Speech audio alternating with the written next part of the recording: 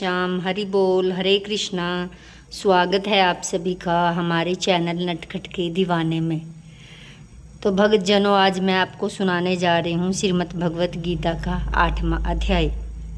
अर्जुन ने कहा, हे पुरुषोत्तम, वह ब्रह्मा क्या है, आध्यात्मक क्या है और कर्म क्या है, अधिभूत नाम से क्या कहा गया है और अधिदेव किसको कहते हैं। हे मधुसूदन, यहाँ यदि अधियज्ञ कौन है और वह शरीर में कैसे है, तथा युक्ति चित्त वाले पुरुषों द्वारा अंत समय में आप किस प्रकार जानने में आते हैं। श्री भगवान बोले, परम अक्षर ब्रह्मा है। अपना स्वरूप अर्थात जीवात्मा आध्यात्मक नाम से कहा जाता है। भूतों के भाव को उत्पन्न करने वाला जो त्याग है वह कर्म नाम से कहा गया है। उत्पत्ति विनाश धर्म वाले सब पदार्थ अधिभूत ही हैं। हिरण्य में पुरुष अदेव ही है। और हे देहधारियों श्रेष्ठ अर्जुन, इस शरीर में वासुदेव ही अंतर्यामी रूप से अधियज्ञ हूँ। जो पुरुष अंत काल मुझको ही स्मरण करता है, शरीर को त्याग कर जाता है, वह मेरे साक्षात स्वरूप को प्राप्त होता है। इसमें कुछ भी संशय नहीं है। हे कुंती पुत्र अर्जुन, यह मनुष्य अंत काल में जिस को भाव में स्मरण करता हुआ शरीर को त्याग करता है, उसको ही प्राप्त होता है, क्योंकि वह सदा उसी भाव से भवती ही रहता था। इसलिए हे अर्जुन, तू सब समय में निरंतर मेरा स्मरण कर, युद्ध भी कर। इस प्रकार मुझ में अर्पण किए हुए मन बुद्धि से युक्त होकर तू निसंदेह मुझको ही प्राप्त होगा।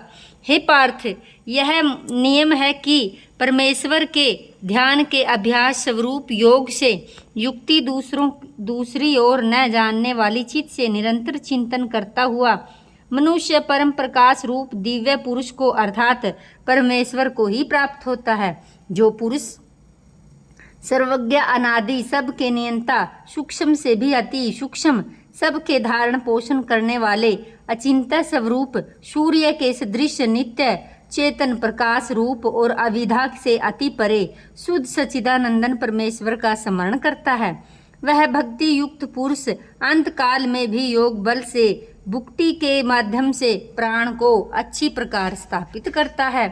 फिर निश्चल मन से स्मरण करता हुआ उस दिव्य रूप परम पुरुष परमात्मा को ही प्राप्त होता है। वेद के जानने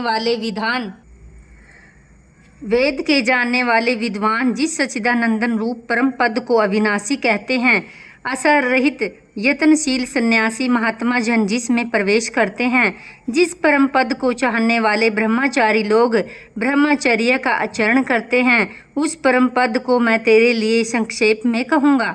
सब इंद्रियों के द्वारा को रोक कर मन को हृदय में स्थिर करके फिर उस जीते हुए मन के द्वारा प्राणियों को मस्तक में स्थापित करके परमात्मा संबंधी योग धारणा में स्थित होकर जो पुरुष ओम इस अक्षर रूप ब्रह्मा को उच्चारण करता हुआ उसके अर्थ स्वरूप मुझ निर्गुण ब्रह्मा का चिंतन करता हुआ शरीर को त्याग कर जाता है, वह पुरुष परम गति को प्राप्त होता है।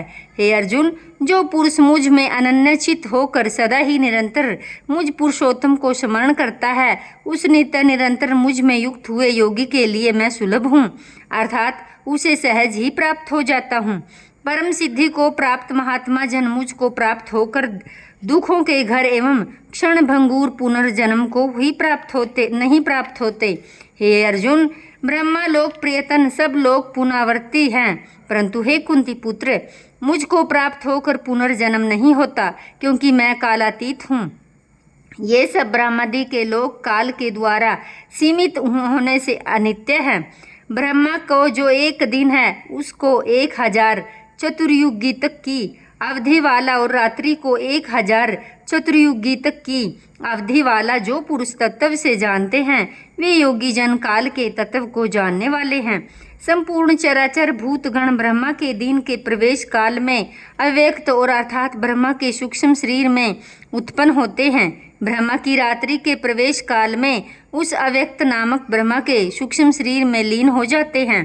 हे पार्थ, वही यह भूत समुदाय उत्पन्न होकर प्रकृति के वश में हुआ रात्रि के प्रवेश काल में लीन होता है और दिन के प्रवेश काल में फिर उत्पन्न होता है। उस अव्यक्तता से अति परे दूसरा अर्थात विलक्षण जो सनातन अव्यक्त भाव है, वह परम दिव्य पुरुष सब भूतों के नष्ट होने पर भी नष्ट नहीं होता। जो अव्यक्त अक्षर इस नाम से कहा गया है, उसी अक्षर के नाम से अव्यक्त को परम गति कहते हैं। जिस सनातन अव्यक्त भाव को प्राप्त होकर मनुष्य वापस नहीं जाते, वह मेरा परम धाम है।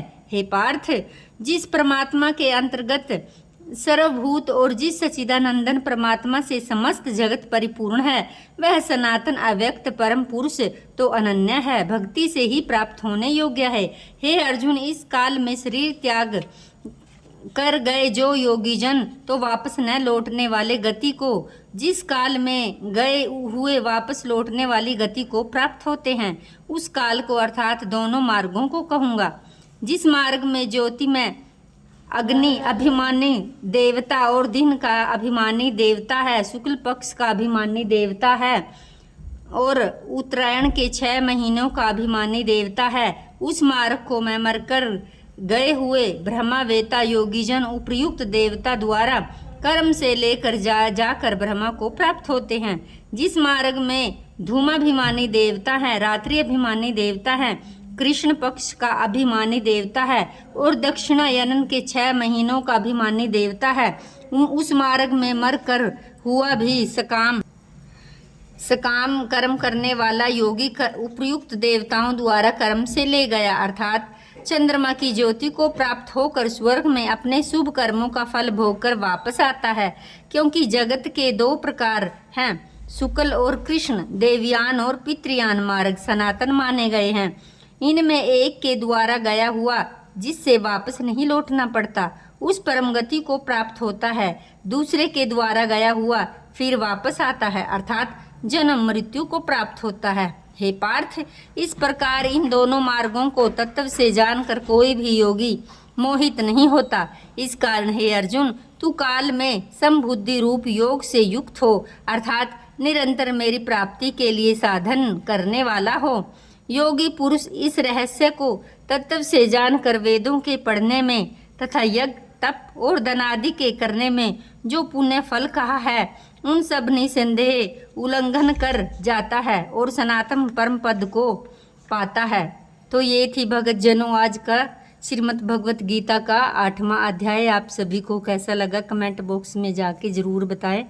अगर आप हमारे चैनल पर नए हो तो चैनल को सब्सक्राइब ज़रूर करें और अगर आपको वीडियो अच्छी लगी हो तो लाइक और शेयर ज़रूर करें। मिलते हैं अगली वीडियो के साथ, तब तक के लिए सभी को जय श्री राधे राधे राधे, हरि बोल, हरे कृष्णा।